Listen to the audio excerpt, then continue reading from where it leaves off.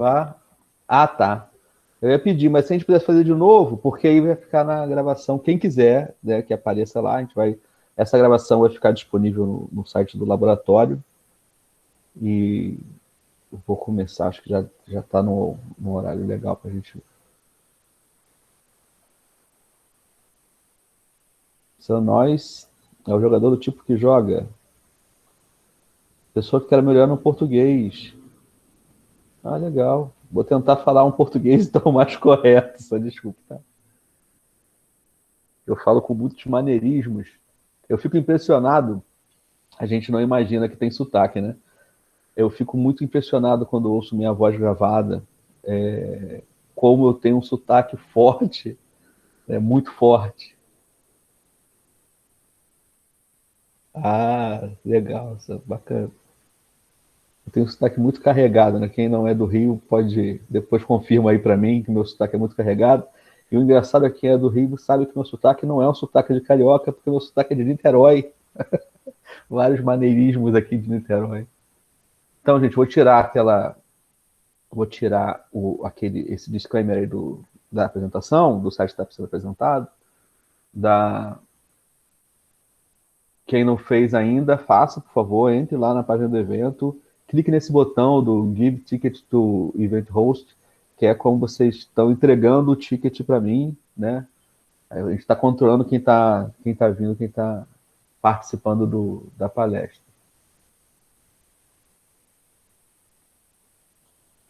Tá? Bem, vamos começar. Hoje eu vou falar sobre o trabalho sobre minha pesquisa, né? Que é a beleza do jogar sob, sob um olhar computacional. Vou explicar isso, óbvio que eu vou explicar bem melhor o que isso significa, né? Mas quem leu a descrição do evento já deve ter entendido um pouco. E antes disso eu vou me apresentar. Eu sou o Eduardo Mangelli, eu faço doutorado lá no Programa de Engenharia de Sistemas de Computação da COP da UFRJ, e esse é o trabalho que a gente desenvolve, uma parte do trabalho do Laboratório de Ludologia, Engenharia e Simulação, o LUDES, que a gente faz o estudo de jogos, tá? Para saber mais sobre mim, vocês podem visitar a página do LUDES, lá tem a explicação um pouco da minha história, do meu mestrado lá no PESC também, e a gente consegue link para outras coisas, tá? Então, vamos lá. Primeiro para clicar, eu tenho que vir aqui. Tá. Qual é o tema desse seminário? O título, tentei colocar tudo lá bem explicado, né? Mas ele é muito sintético, né? A beleza do jogar sob o olhar da computação. Ou, que é a mesma coisa, né? Que como modelar computacionalmente decisões estéticas, nesse caso, de jogadores. A primeira parte dessa apresentação vai tentar colocar, introduzir esses conceitos, né, para poder ficar mais claro essa explicação. E no final a gente tem um exemplo, né, que aconteceu, um exemplo real, que está publicado, de como é que a gente fez como é que a gente consegue ver a beleza do jogo através da computação. E primeiro falar assim, como a gente está falando de jogos, como a gente está olhando, né, o jogo, porque o jogo tem muitos significados, né? Essa palavra até a semântica muito complexa, em português também, né? Então ele pode ser um artefato no sentido de que a gente pode ter artefatos diferentes, aquele jogo, a caixa do jogo que a gente compra, né? Aquela caixa do baralho, que são jogos diferentes, né? Isso é interessante ver, porque isso é um jogo porque artefatos diferentes nós reconhecemos como jogos diferentes, apesar do jogo abstrato ser o mesmo, né? A gente reconhece assim, o xadrez como um jogo abstrato, vou falar muito de xadrez, tá? Mas a gente reconhece o xadrez como um jogo abstrato e reconhece o xadrez onde as peças são personagens da cultura do Nordeste, né? como um jogo diferente daquele jogo do xadrez onde as peças são aquelas peças de madeiras preto e brancas, né? Mas a gente reconhece que o jogo abstrato é o mesmo jogo de xadrez. Né? E, na verdade, o jogo abstrato, o jogo de xadrez, ele existe sem o artefato, né? A gente pode jogar o xadrez mental, né? Dá para jogar o xadrez por carta. Na verdade, o jogo as regras, o jogo tá sendo realizado mentalmente, de forma quase totalmente abstrata. Né? E essa palavra também tem o significado de ser uma atividade, né? E em português essa atividade é mais restrita, né? Ela está muito ligada a esse artefato, né? O jogar, né? Enquanto outras línguas o play tem um significado diferente, o jogar aqui a gente está bem restrito ao artefato, fora dos significados um pouco diferentes relacionados a atitudes nossas de jogar com a vida, de jogar, mas a semântica é bastante parecida. Né? E essa atividade, né, que é suportada pelo jogo abstrato, pelo artefato, né? Desculpa que o meu botão está trocando de tela para dar autorização das pessoas, é que leva ao jogo-evento. O jogo-evento é o que a gente já vários estudiosos estavam interessados, né, que ele se realiza no encontro com as pessoas, com o artefato, e o jogo-evento ele é um vórtex no espaço-tempo único, né?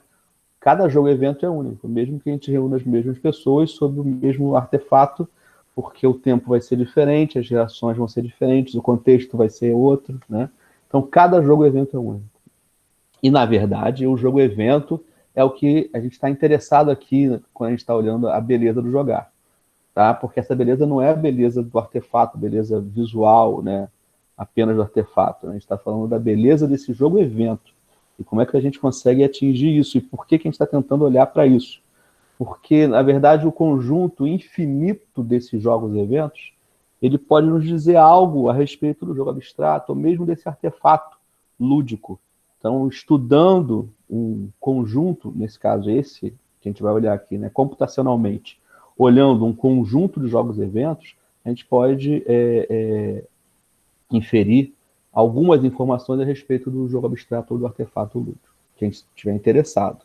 Tá?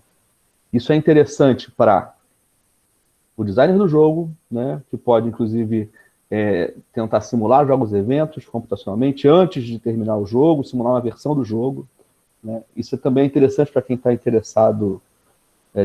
Isso é também interessante para quem está olhando o jogo como seu objeto de análise, para olhar a qualidade de jogo, e a gente vai falar isso um pouco mais na frente. E como é que a gente vai olhar para esse objeto, né, para esse objeto de estudo, né, para esse jogo-evento? É uma abordagem analítica, então, de decomposição. Né? A gente decompõe o que seria esse artefato, esse evento, né?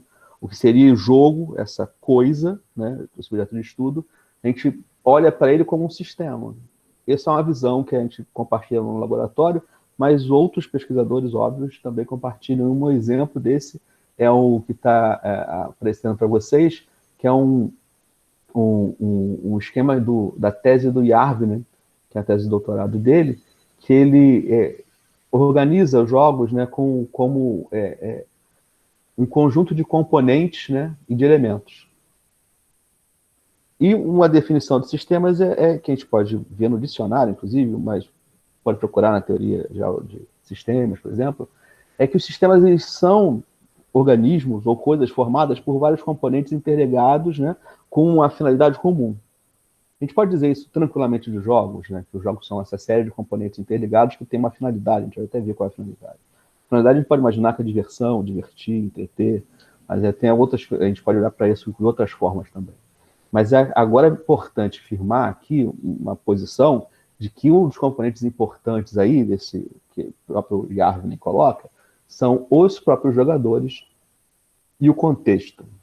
Né? Então, assim, no primeiro olhar, a gente poderia considerar que essas coisas estão fora do jogo, né? Mas eles são essenciais para o jogo, quando a gente olha o jogo como um evento, né? Que ele se realiza não só o artefato, não só o jogo abstrato. Então a gente precisa considerar nessa análise, e ela vai estar aqui, né, esses elementos que são os jogadores e o contexto.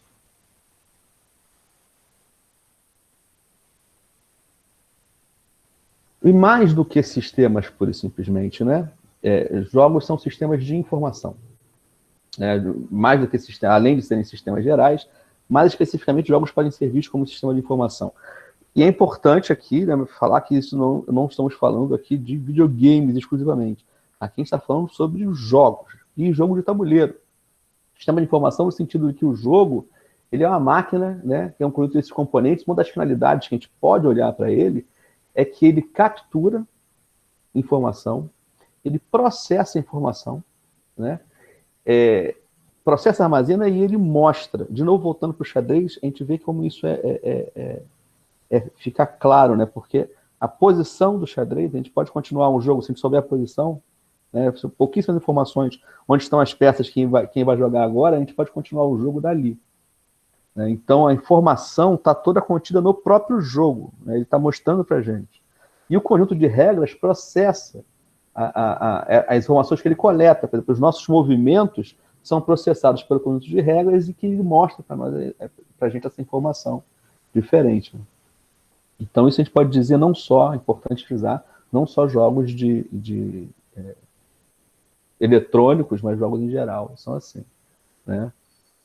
E sistemas de informação, né, da mesma forma, eles estão construídos não necessariamente com computadores, né? Papel, quem é mais antigo lembra dos formulários aí, numerados, que faziam parte dos processos, né, dos sistemas que organizavam informações, antes da gente achar que isso era sinônimo de programa de computador. E essa abordagem analítica, ela vai permitir a gente usar ferramentas, né? Como a gente decompôs o jogo, né? E como a gente olha o jogo como sistema de informação, a gente tem a possibilidade de usar ferramentas que a gente conhece para tratar do sistema de informação, e, na verdade, essa abordagem permite a gente entender e usar as ferramentas que estão muito comuns também, né? Na comunidade de design de jogos. Uma das ferramentas que eu gosto pra caramba, assim, acho muito legal, é o MDA. MDA é um metamodelo, né? A gente se refere a ele, às vezes, como modelo. No artigo original, ele está referenciado como framework, mas ele é um metamodelo que é uma outra divisão dos componentes do jogo. Aquela que a gente viu do Jarvinen é da tese dele, mas o MDA ele divide, é mais interessante, porque ele divide os componentes, ele não está dizendo para a gente ali quais componentes estão dentro daquela caixinha, ele está dizendo, ele descreve, na verdade, como a gente pode criar um modelo para descrever os componentes daquela caixinha. A descrição é mais ampla, mais solta, né? Então, por exemplo, aquela primeira caixinha lá da esquerda, né, essa caixinha aqui, eles chamam de mecânicas, né? As caixinhas das mecânicas. As mecânicas, nesse modelo, né, todos os componentes, um resumo, né? Todos os componentes que podem ser manipulados pelo designer do jogo. Né? Então, tudo que pode ser criado pode ser modificado pelo designer do jogo. As peças, os tokens, as regras, o tema, a apresentação, a plataforma.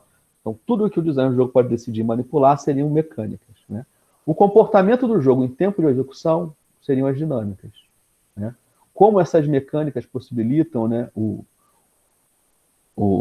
depois a atuação do jogador, né, e depois que o jogador atua, como o jogo se comporta. Né? Seriam as dinâmicas. E o que emerge dessas dinâmicas seriam, aqui no caso, estética, e a estética num conjunto amplo de estética que não é só visual. Estética no sentido que a gente usa pouco em português, mas ele existe em português também, mas é a estética no sentido de resposta emocional. A gente usa isso em português, quando a gente fala que uma música é bonita sem ver. Né?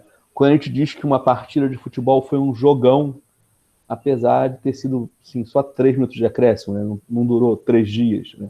A gente reconhece coisas, reconhece beleza, né? Que não é só visual, mas a gente usa muito falar de estética como estética visual. Então, A estética aí do MDA é a resposta emocional do jogador. E o poder de descrição desse metamodelo, que é tão simples, ele sugere o seguinte: olha, se você quer olhar um conjunto de jogos, você pode usar uma ontologia para descrever esse conjunto de mecânicas desse jogo.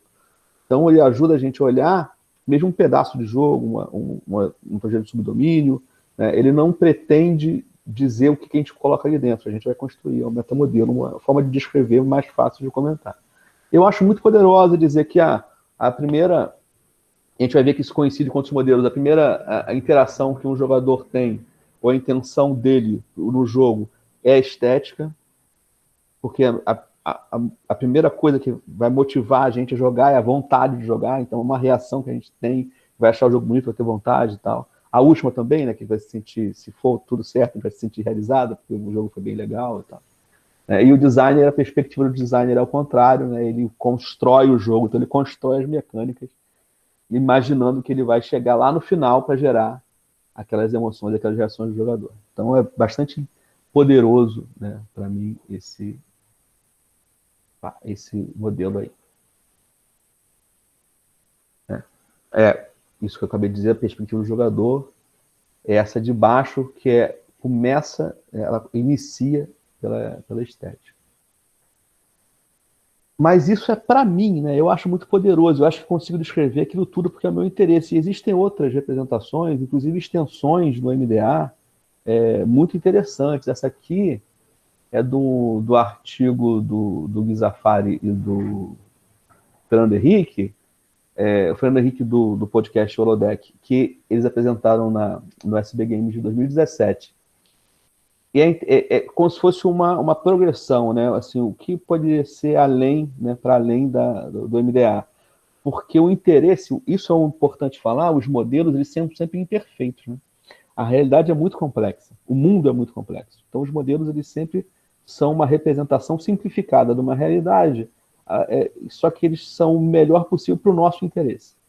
Então, para várias pessoas, o MDA ele não é a representação melhor possível para o seu interesse, porque, por exemplo, a narrativa ela entra no MDA como mais uma mecânica, né? Porque a narrativa pode ser manipulada pelo designer, né? É um dos itens que podem ser criados no jogo, eu sei que é a narrativa. Só que para muitos designers do jogo, a narrativa ela tem um papel mais importante do que outros, o que seriam mecânicas, vamos dizer assim, né? Então, esse é um exemplo de um outro modelo que pode levar, né, em considerações a narrativa e a experiência, né, e tem um destaque para itens que são interessantes para outro tipo de pesquisador, para um outro olhar. Não existe certo e errado aqui, são olhares, né, diferentes.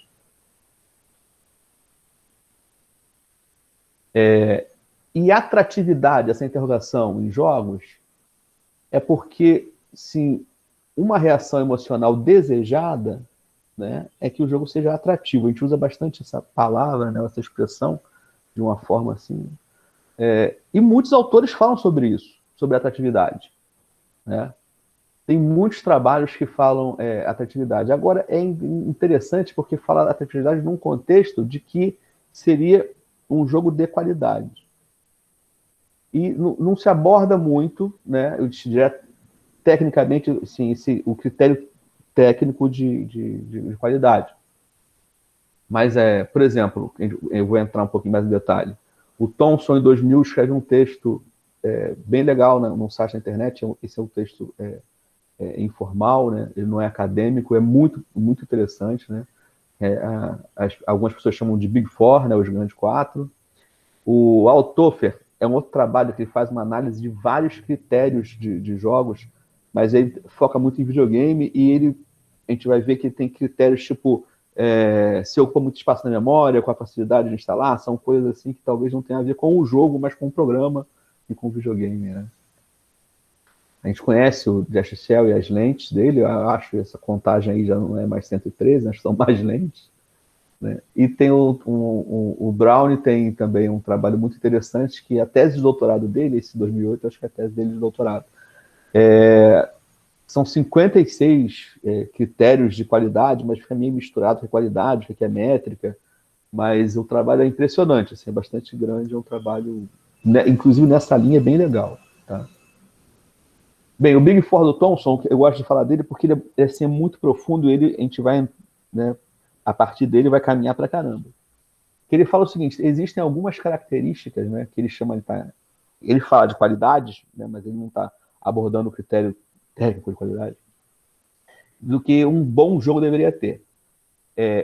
A primeira é profundidade, quer dizer, o jogo deve permitir vários níveis, ele deve ser bom para vários níveis de expertise diferentes. Ele usa o xadrez como jogo de ouro, ele diz o seguinte, ó, o xadrez tem grandes mestres jogando xadrez, se interessam por jogar xadrez, e na verdade o xadrez tem regras simples, né?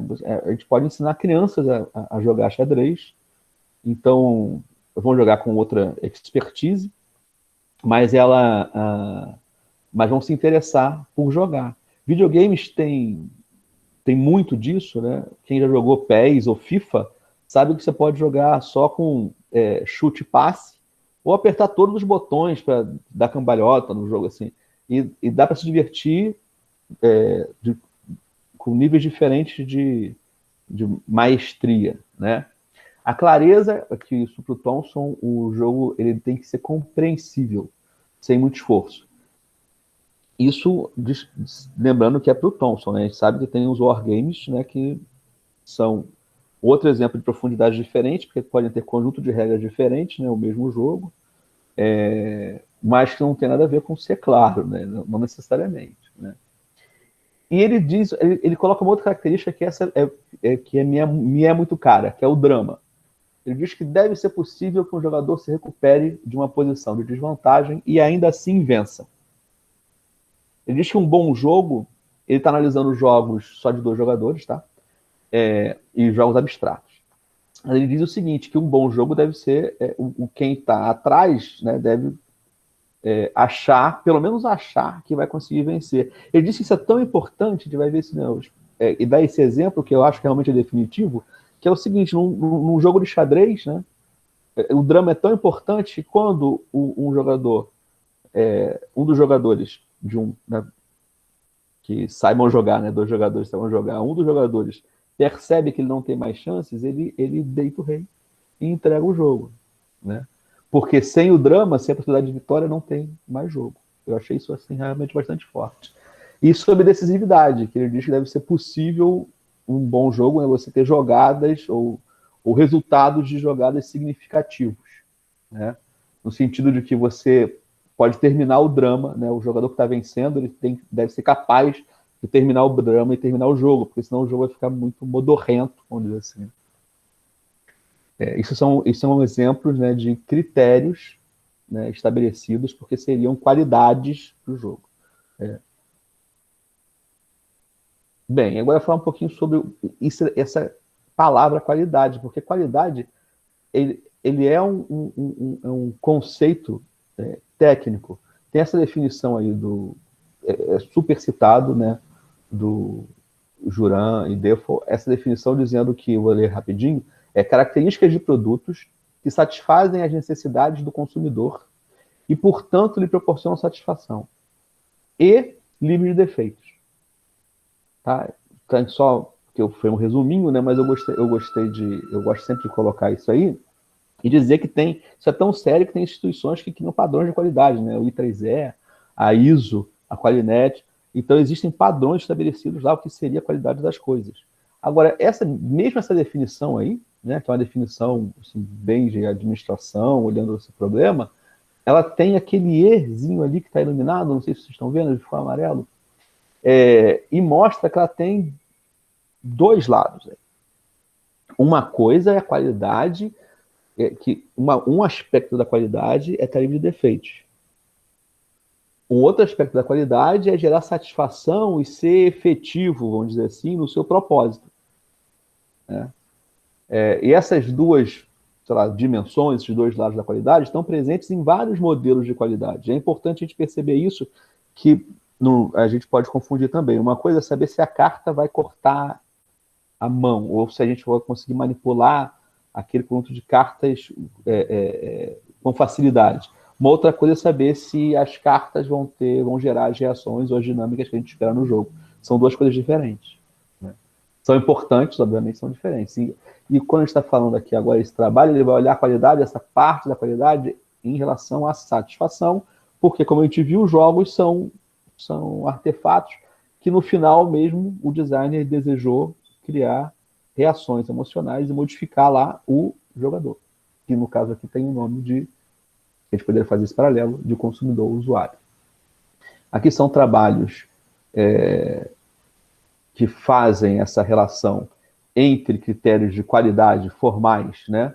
Tem os exemplos ali do ISO e do Quality of Experience da Qualinet, e fazem trazem isso para o mundo dos jogos. Então tem um trabalho que faz um mapeamento dos artigos para esse padrão de qualidade ISO 25010, que é o padrão de qualidade de sistemas, né? De software. Então, tratando para esse lado, ele vê vários artigos que falam sobre atratividade, outras características de jogo, e quais seriam os critérios formais que eles estariam abordando se eles estivessem usando como referência o padrão ISO, por exemplo. E estética? Bem, tem até que respirar para falar disso, calma aí, beber uma água. Porque é o seguinte, estética, né, é um ramo da filosofia que, né, dos primórdios da filosofia, interessa filósofos dos primórdios da filosofia. E eu sou filósofo, né? Não dá para... Teria muita pretensão eu fazer uma definição de estética e ficar com vocês que seria estética. Mas esse trabalho, como tem essa abordagem analítica, né? A gente usa um ferramental, a gente vai olhar aqui, existem ferramentas e modelos que permitem a gente olhar para isso com bastante facilidade, né? Por exemplo, essa aí é a definição do dicionário de estética, né? Que estética seria a reflexão crítica sobre arte, cultura ou natureza. E é uma definição bem interessante, porque ela amplia essa nossa definição do olhar, né? E coloca uma reflexão, essa coisa da reflexão crítica envolve, né, características nossas humanas, né, de raciocínio, né, e de background, né, e falar do nosso passado, porque a gente vai refletir a partir, né, de coisas que a gente já conhece também. E essa visão vai ficar aparente aqui. Esse é o do Sharp, né, 2015. É um framework desses também que vai classificar como seriam essas reflexões ou essas reações, né, querendo dar uma classificação, colocar algumas caixas. Um é dizer que existe uma estética que ele chama de, aqui eu vou colocar affordance, mas aqui a gente vai ver na próxima, que esse affordance é no sentido, não é bem o sentido que foi popularizado, né, só da relação entre o usuário e o aparelho e o objeto, né, que é muito popularizado no design, mas é o affordance que considera o background das comunidades de prática quando vão se confrontar com um determinado objeto. Então, o conceitual, né, tem a ver com isso, né, que é a visão da comunidade de prática a respeito de uso de algum objeto ou uma forma cultural. O affordance formal, né, então, um conceito, né, que a gente já tem sobre algo. O affordance formal seria sobre a execução técnica de alguma coisa que nós esperamos, né? Então, a gente pode achar uma coisa bem feita, porque ela é tecnicamente bem executada, né? E o experiencial é isso, né? São os affordances a respeito das nossas experiências que a gente espera, ou a audiência espera ter quando vai se confrontar com alguma coisa. Quando a gente chama... existe antes disso, tem um modelo ainda mais simples, né, que chama de estética grossa e estética fina, mas ele faz, aí eu faço a relação com esse modelo mais recente, dizendo que a estética, a Sick Aesthetic, ela tem a ver com esses affordances conceituais e experienciais, que são coisas mais abstratas, né?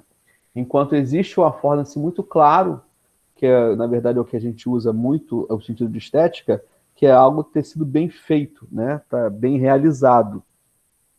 Enquanto aqui, quando a gente está falando da beleza do jogo, a gente está falando dessas outras expectativas, que são expectativas a respeito, são mais emocionais mesmo, e não, nesse caso da análise, que a gente está falando aqui, da análise computacional da beleza do jogar, não é a beleza do jogo, mas é do jogar.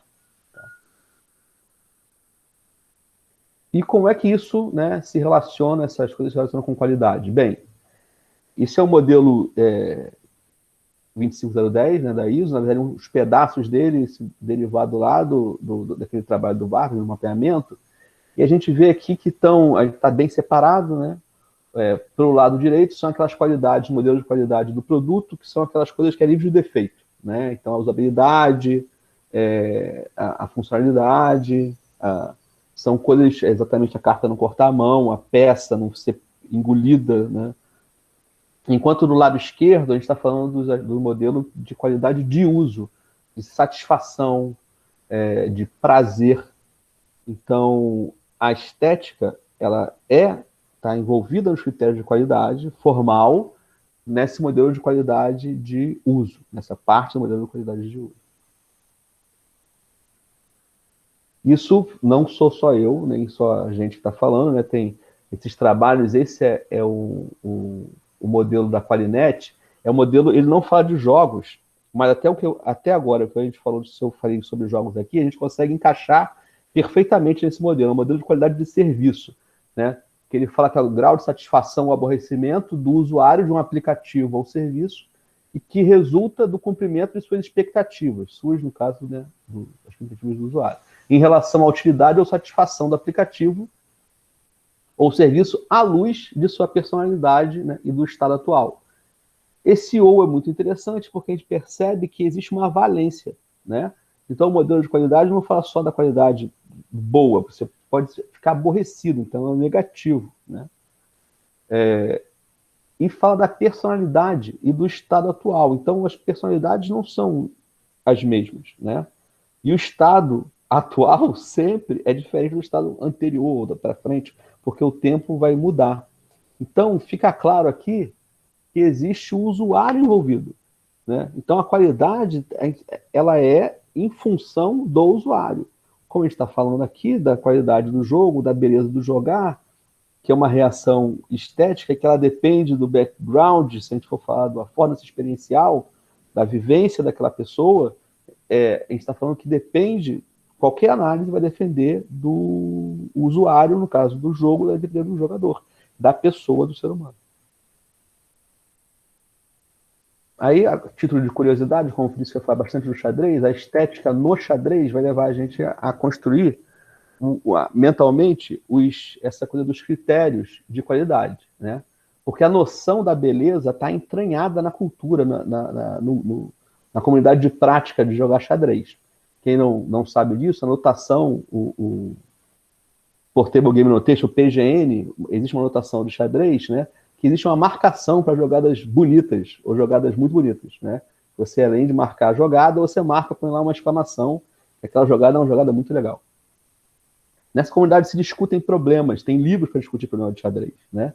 E, não sei se todo mundo sabe, existem campeonatos de algo que se chama composição de xadrez. Então, existem campeonatos de problemas de xadrez, né? Por exemplo, aqui é uma posição que se discute xadrez, né? Essa posição é um problema, na verdade, de 1836, desculpa, de 836, que era um jogo anterior ao xadrez, o Chaturanga. E até hoje, né, a comunidade de xadrez olha para coisas como isso, e isso aqui é a solução. Estou colocando aqui como curiosidade, depois na gravação vocês podem parar aí e acompanhar para ver por que isso essa solução, esse problema é discutido até hoje. E o que são essas composições de xadrez, né? Eu disse que tem concurso disso. São problemas que usam as regras e as peças de xadrez, né? Problemas propostos. E a competição é interessante, que a competição não é para resolver. A competição é para criar o problema. E já com a resposta, né? Mas a competição, o julgamento vamos colocar aqui, né? Da beleza daquele problema, da posição do problema. E existem critérios estabelecidos para julgar, né? Esses problemas são julgados pela complexidade estética, por exemplo, e tem critérios que a gente vai ver aqui para frente, por exemplo, quão óbvia é a solução, se a solução é correta contra qualquer defesa, se exige preparar, quão paradoxal é, tipo assim, se ela é surpreendente, né, nesse sentido, se é original. E tem trabalhos, né, já propondo princípios, então, para a beleza do xadrez, que seriam beleza, né, das jogadas de xadrez.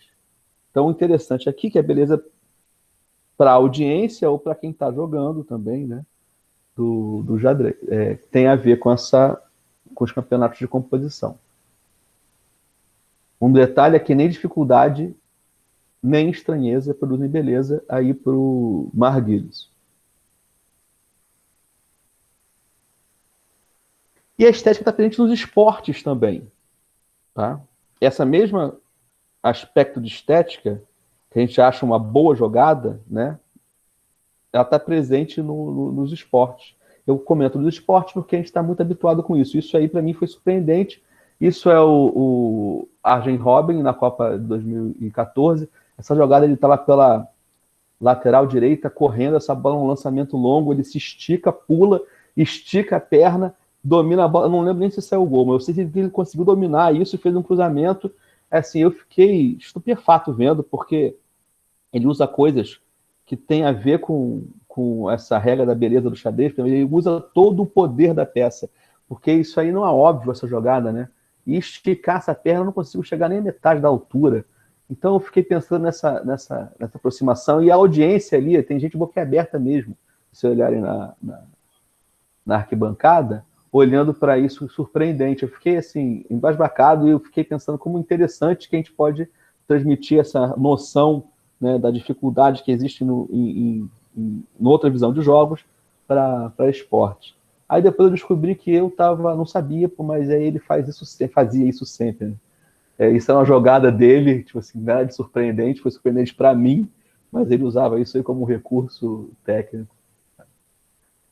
E existem esportes, isso é interessante, né? Existem esportes que são totalmente estéticos, né? Nesse sentido de a gente olhar e achar bonito. Na verdade, tem uma dificuldade colocada antes, né? Mas a patinação artística, né, é quase totalmente estético, né? São esportes que a gente recebe, que os juízes dão nota, olham critérios, julgam, levantam e dão nota, né?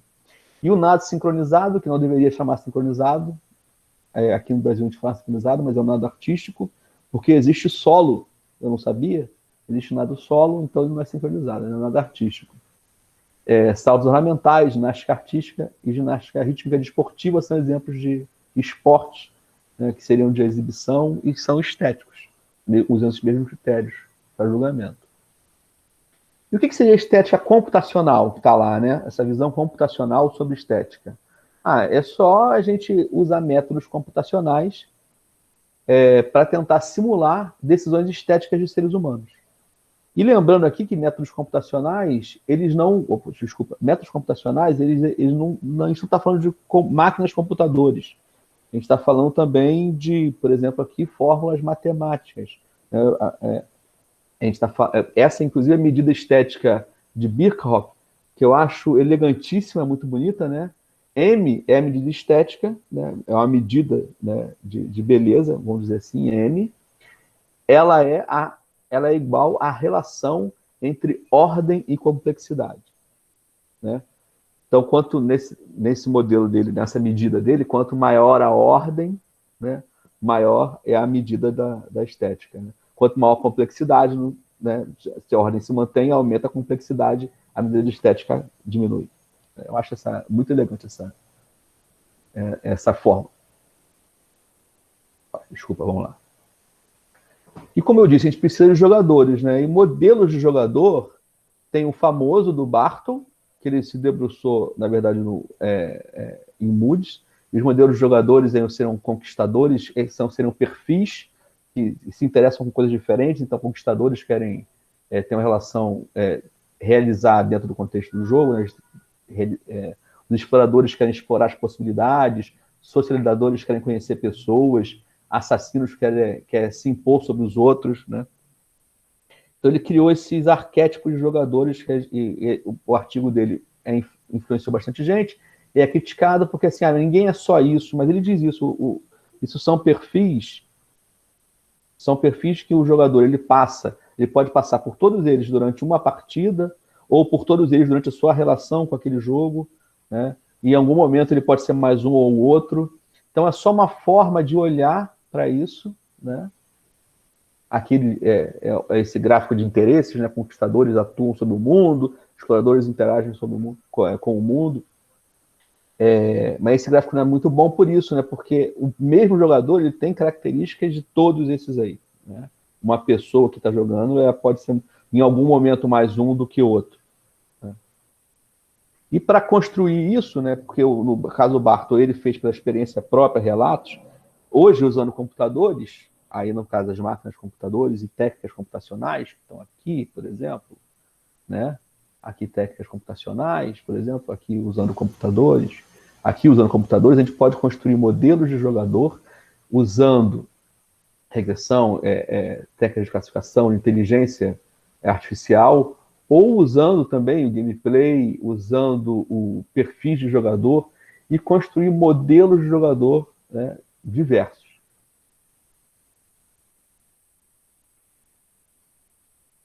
Essa taxonomia aqui mostra isso, né? Porque a gente pode ter N modelos de jogador, cada um para um interesse. Se a gente está interessado em vender jogos, ou trabalhar, fazer design de jogos para crianças, jogos educacionais para o ensino fundamental, então os nossos modelos de jogador vão ser modelos que vão refletir esse nosso interesse, né? Se a gente está querendo vender um jogo que tenha uma abrangência muito grande, que seja um jogo muito múltiplo, então nossos interesses vão ser outros, então nossos modelos vão ser diferentes. Então, nenhum desses modelos vai estar errado, ele vai ser um modelo, ele deveria ser o modelo melhor possível para o nosso interesse. E essa taxonomia aqui, ela mostra o seguinte: a gente pode classificar esses modelos, por exemplo, quanto ao propósito, quanto à fonte, quanto à abrangência ou domínio, né? Então, mesmo esse modelo, quanto ao domínio, ele pode ter sido um modelo de ações do jogo ou um modelo baseado em reações humanas, né? Que a gente pode estar falando do modelo do jogador, de como ele atua no jogo ou como ele reage ao jogo. São coisas diferentes. E quanto ao escopo, que eu acho que é interessante, a gente pode ver o seguinte: no fundo, cada indivíduo é único, né? E a gente pode criar modelos para aquele jogador específico. Ele pode ter uma utilidade acadêmica, pode ter uma utilidade fazer um jogo de arte, não um jogo comercial. A gente sabe que cada pessoa é única, mas a gente pode pegar a abrangência e classificar essas pessoas em subgrupos, em grupos. Então, o nosso modelo pode ser um modelo de classes de jogador. E pode ser um modelo hipotético, que a gente supõe que vai testar se esse modelo é de verdade ou não. Isso é interessante porque o modelo ele pode ser universal. E é isso que eu vou mostrar mais um pouquinho aqui na frente, que é um modelo que abrangeria todos os jogadores. Assim, pô, isso é muito pretencioso, né? Você fala assim, se cada indivíduo é único, cada jogador é único, como a gente pode pensar num modelo de jogador universal, né? Mas isso é importante porque o jogo ele é um artefato transcultural. E existem umas características, traz definições de jogo, seriam, né, fundacionais do que seria um jogo, né? Transcultural por quê? Assim, a gente pode jogar Go aqui como os chineses jogam Go, só que, óbvio, que com o significado totalmente diferente, né? Cabra cega não, chicotinho queimado, né? Que é a brincadeira de crianças aqui do Brasil, que é o Roteneg da África. Aqui no Brasil a gente joga, nas ruas, joga-se taco, né? Que é o cricket super televisionado, né, esporte nacional da Índia. Então o jogo ele é um artefato que ele passa por essas culturas, passa pelo tempo, né? A gente joga xadrez até hoje, né? E existem alguns elementos que a gente pode considerar que seriam universais. Modelo de emoção, porque você está falando de emoções, né? De novo, as emoções podem ser únicas, mas tem modelos que podem modelar a emoção. Um dos modelos de emoção interessante é esse do Dillon, na verdade emoções e instintos, e ele está muito relacionado com essa visão que eu falei aqui, né, do MDA, da primeira reação, do primeiro contato do jogador com o jogo ser estético, é porque o Dino diz também isso, né? Porque o primeiro contato do jogador ele é instintivo, nesse modelo dele, né? E o instinto vai gerar uma emoção. Então, o primeiro instinto é que ele tem essa curiosidade, né? A gente olha para a caixa e tem a vontade de jogar. Abrir, olhar o que é aquilo, e vai gerando emoções. A gente pode ter medo, raiva, alegria, porque a gente está começando a jogar. No final, é um ciclo, né? Que a emoção vai gerando um instinto, no caso dele, isso é cíclico, até que deveria terminar na alegria, né? A gente ter terminado de divertimento. Esse é um outro modelo que ele tem valência, né? Lembra que eu falei da valência, que pode ser positivo ou negativo, e o arousal, que seria a excitação, né? Então, vamos lá, no centro ali a gente está calmo, a gente não está nem excitado, nem está agitado, nem nada, e nem positivamente está calmo. Mas se a gente estiver sem excitação nem nada e for uma valência positiva, então a gente vai ficando relaxado, com prazer. Se for negativo, a gente vai ficando entediado, né? Agora, se eu tiver, vamos supor, na valência neutra, e ficar muito excitado, eu vou ficar lá agitado. E se ficar um pouco excitado, eu fico sonolento. Então, esse é um modelo interessante e tem uma validade boa aqui na discussão de usar computacionalmente, métodos computacionais para avaliar a beleza, que a gente pode fazer análise biométrica de jogador, né? Porque ele tem medir só a excitação, se é boa ou ruim. Tem muitos trabalhos que fazem isso. Esses dois, inclusive, usam esse modelo para fazer análise da biometria do jogador, né? Medir tensão da pele, medir suor, essas coisas. E isso culmina nessa coisa aí que esse Mangelli, no caso que sou eu, fez em 2016, que é um modelo universal, simplificado de estética, né, com 3 critérios ali, de drama, que é o drama que eu falei lá do Thomson, incerteza e de mudança de liderança, que é um critério muito ligado a futebol, a esporte. Agora, drama, além do Thomson, por exemplo, o Browning fala disso, e ele fala essa coisa de quem está perdendo deve ter a possibilidade, sentir que tem a possibilidade de ganhar, aí eles vão melhorando isso, vão dizendo, mas a vitória não pode ser uma tomada só, um movimento campeão, deve ser uma campanha. Então tem uma discussão dizendo que o drama, o jogo mais dramático, então seria que a recuperação ideal do jogador não deve ocorrer num único movimento matador, mas ele tem que ser lá uma campanha contínua. Então isso está escrito na literatura em vários lugares. A incerteza também. E tem mais lugares falando sobre incerteza. E para muitos autores, é o que define um jogo. É a atividade em si incerta, né? Essa frase do De Koven eu acho muito boa, que ele diz o seguinte, imagine quão incompleto você se sentiria se antes do jogo começar, você já soubesse de antemão o vencedor. Acho muito forte, né? O Sheron fala algo parecido, né? Quando ele diz que o jogo... você não consegue prever o final de um jogo, porque, senão o jogo não seria bom. Ele fala da função de avaliação, da posição de jogo de xadrez, né? Aí a incerteza não é só sobre o final, a incerteza está dentro do jogo, né? Não é só aleatório, não é só um elemento aleatório, tipo rolar de um dado que gera incerteza do jogo, o resultado final do jogo também é certo. Existem outras incertezas que a gente não vai entrar hoje aqui, que não daria muito tempo. E mudança de liderança é porque exatamente isso, quando se o líder fosse sempre o mesmo, o jogo ia ser entediante, né? E, como a gente brinca, o Vasco é o time da virada. É tão importante que isso está em lemas de clube de futebol, né? A virada, quem está se recuperar e trocar liderança é um momento muito apreciado. Então é um aspecto interessante, né? Que um comportamento desejado de jogos. Como é que a gente poderia construir, então, uma métrica, uma medida para isso aí? Primeiro, a gente traduzir isso que está na literatura, essas coisas que estão escritas, né, para uma fórmula matemática, por exemplo, né, que é um recurso computacional. Primeiro, entender. Isso aí é como seria o comportamento de um jogo, aí, decompondo o jogo. Um jogo com rodadas, com 7 rodadas, com 3 jogadores, e que a gente conseguisse uma função de avaliação de posição que dissesse quem está em primeiro, quem está em segundo, quem está em terceiro, facilmente. Então, por exemplo, a gente vê que o azulzinho aí, que é o jogador que ganhou, que venceu, que ele estava em primeiro na 7ª rodada, ele ficou em segundo algumas vezes, chegou a ficar em último, né? e eles ficaram alternando as posições. Representar o jogo dessa forma, ou um jogo qualquer, a gente pode representar várias coisas assim. Tá? Campeonato de futebol inteiro pode ser representado assim. Uma corrida de Fórmula 1 pode ser representada volta a volta, dessa forma. Vários outros jogos a gente pode representar assim, desde que a gente consiga uma função de avaliação de posição para dizer quem está na frente e quem está atrás. Isso não é trivial, construir isso também é um desafio interessante. Existem vários, por exemplo, para xadrez, né, e cada uma tem sua vantagem e desvantagem, mas é uma outra questão interessante. E como é que a gente constrói uma métrica? Né? Desculpa, eu voltei.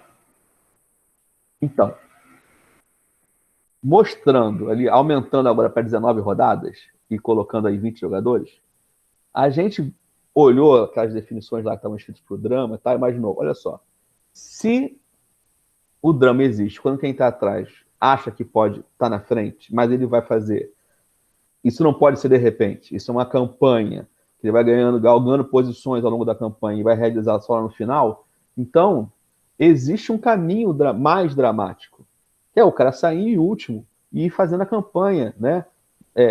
E subindo de posição de uma em uma posição e só chegar em primeiro lá no fim. Então seria o caminho mais dramático. E aí no finalzinho aqui tem essa coisa para deixar o pessoal nervoso, né? Quem tem toque ficar revoltado, porque não está perfeitinho, porque não existe uma diagonal perfeita aí, porque as posições, assim, não existe posição 2,5, né? Então, a gente construiu essa diagonal de forma que a cada rodada, a posição dessa diagonal é a posição perfeita ali, um número inteiro. Né? E saiu essa métrica, é isso aqui. Na verdade, essa fórmula é aquela diagonal ali. Então, esse Nzinho aqui é o número da rodada. Se eu puser na rodada 15, o P é o número de jogadores, então isso aqui é a quantidade de jogadores. Então, se eu souber a quantidade de jogadores, quantidade de rodadas, rodada que eu estou, eu vou saber exatamente a posição daquela diagonal. Isso aqui é o que dá é a operação teto, uma operação matemática que dá o número, arredonda o número para um número inteiro. Né? Se esse resultado ele for um resultado que for fracionário, ele vai virar um número inteiro. E só tem sentido o drama, que a gente chama nessa área de drama, aqui para baixo. Né? Porque assim, a gente vai fazer no final do mais dramático, vai sair uma medida. E a medida que a gente pensou, a medida vai ser a distância do sujeito que ganhou para esse caminho mais dramático. Se ele fizer exatamente esse caminho, o drama é o máximo. Se ele ficar muito longe disso, o drama vai diminuindo quanto mais longe ele estiver. Né? Esse caminho é o que é mais dramático. Agora, aqui para baixo ele é menos dramático, porque seria necessária uma jogada vencedora. Aqui para cima também ele é menos dramático. Agora, se ele estiver aqui, se ele chegar em primeiro, se ele estiver em primeiro, não tem drama nenhum, o cara já está em primeiro. Tudo bem, ele não ganhou, mas ele já está em primeiro. Então, ele só tem que manter lá o objetivo, porque o objetivo está atingido. Tá em primeiro. Então a gente diz que só tem drama nessa área aqui para baixo. E por causa disso sai essa conta aqui, que eu não preciso explicar aqui, se alguém estiver interessado. Tenho certeza que o Chachel botou aí o link, e vai estar o link lá no final, tem as referências todas, vocês podem perceber. Isso aqui é só para contar. Isso aqui conta quantas vezes ele ficou em primeiro. Se foi primeiro, vai diminuindo. Isso aqui dá um número entre 0 e 1. Tá? Então, se o drama for máximo, vai dar 1. Se o vencedor ficou exatamente naquela diagonal, vai dar 1. Então, a gente construiu uma métrica para o drama. Essa métrica a gente testou. Isso aí é minha tatuagem, porque eu fiquei tão emocionado depois que a gente fez isso aí, porque a gente testou contra seres humanos, a gente fez várias métricas candidatas, na verdade, né? Aquela ali foi a que mais se aproximou das decisões que pessoas tiveram em relação a essa decisão estética. Tá? Então, aí eu peguei só um pedacinho, né? Que é aquele caminho lá, o MDP, tá tatuado aqui.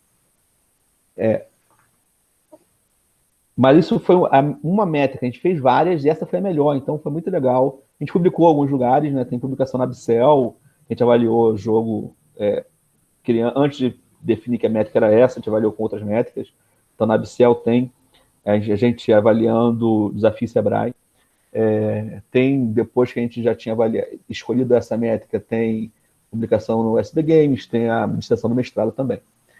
Aí só que essas coisas evoluem, né? Aí a gente pensou, cara, tudo bem, faz todo sentido, mas não é só vencer que importa.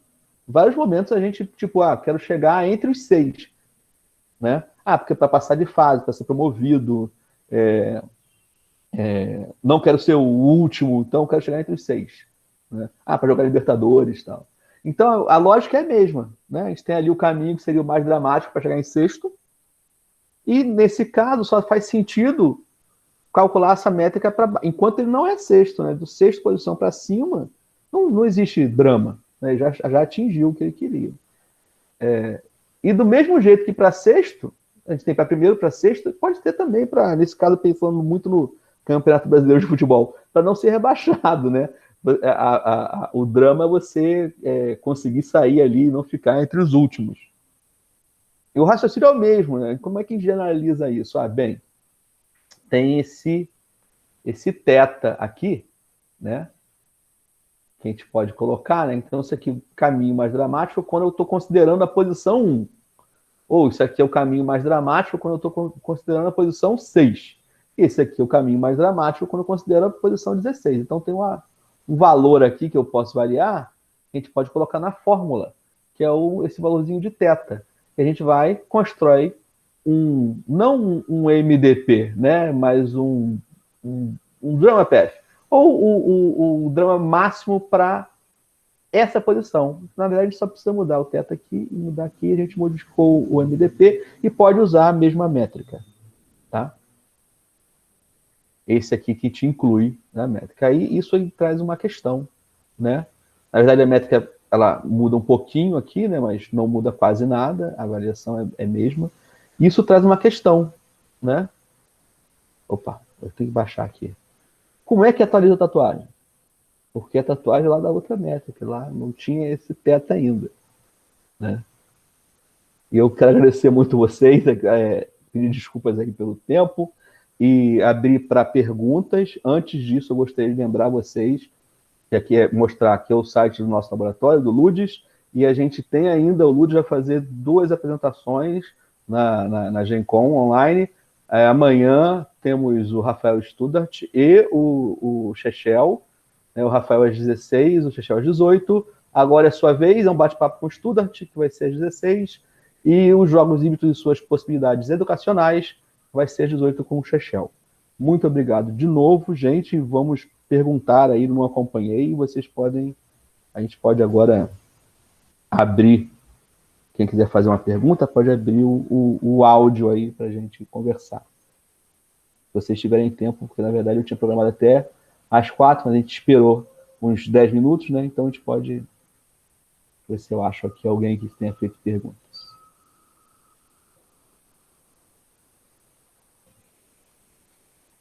Deixa eu ver aqui. Chechel e o Paroni falando pra caramba. Um com o outro. Deixa eu ver se eu tenho aqui a opção. Chechel.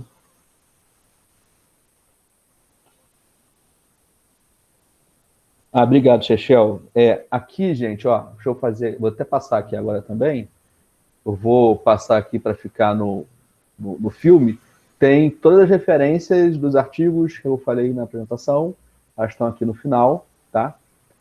Aí, quem estiver vendo lá pode pausar e olhar. Né? O Chechel colocou bastante coisa, né? Aí estão as referências.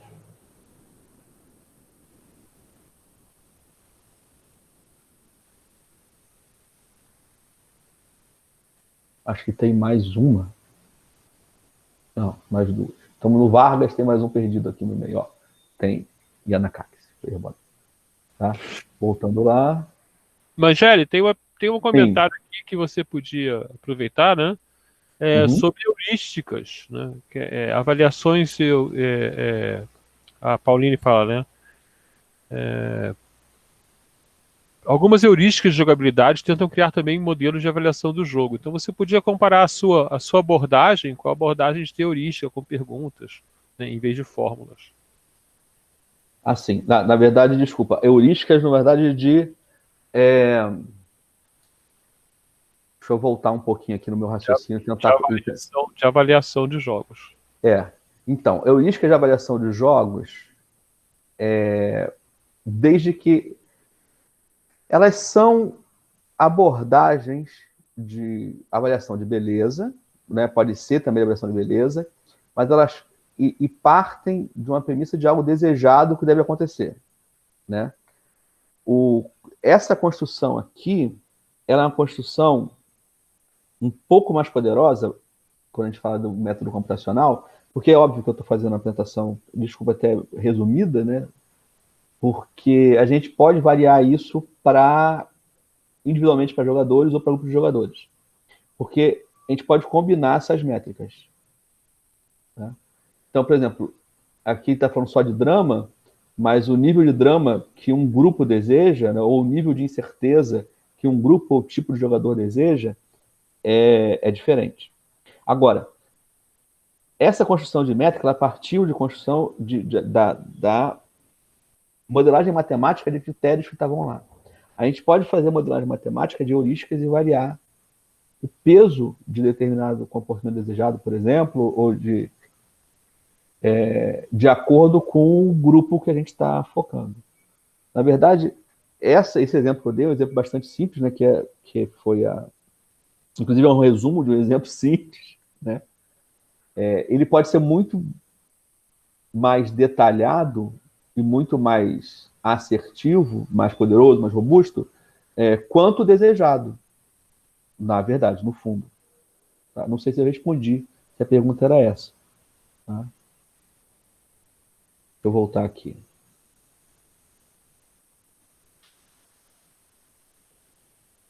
Tá, heurística de usabilidade. Alguns RP também fornecem arquétipos. É isso, assim, essas coisas dos grupos, né? De grupos de comportamentos agrupados. A visão computacional é interessante nesse caso, porque ela permite que você varie, né? E adapte de acordo com a sua necessidade, sem estar fechado a um grupo que seria, ou desculpa, a um grupo de heurísticas ou a um grupo de comportamentos que seria o desejado. Tá? Não sei se respondi. Eu acho que essa foi a única, né? Opa. Foi uma coisa errada. Ou muito errado. Foi o meu comentário que foi feito. Não sei se alguém tem mais uma pergunta para fazer agora. Eu sempre quero saber quais são os próximos passos. Né? Os próximos passos é fazer teu telefonema aqui que tem um projeto parado. Tem coisas que precisam acontecer. Não, aqui os próximos... teve essa generalização da fórmula do drama, tem a generalização das outras fórmulas e a gente pensou na combinação, que eu não falei, né? Como é que elas foram combinadas naquele modelo lá que está descrito no modelo do Mangelli de 2016, que é um agregador fuzzy. Então tem um outro tipo de agregação fuzzy para ser feito nas métricas, com outra conceituação de como a gente define esses grupos de jogador, na verdade, no caso agora, pensando no modelo não universal, mas no modelo de classe de jogadores. Como adaptar isso. Ok, gente? Então, queria de novo agradecer a todo mundo. Vou parar a gravação, então, se alguém estava com... Muito obrigado, eu não sei onde parar a gravação. Aqui no mesmo lugar.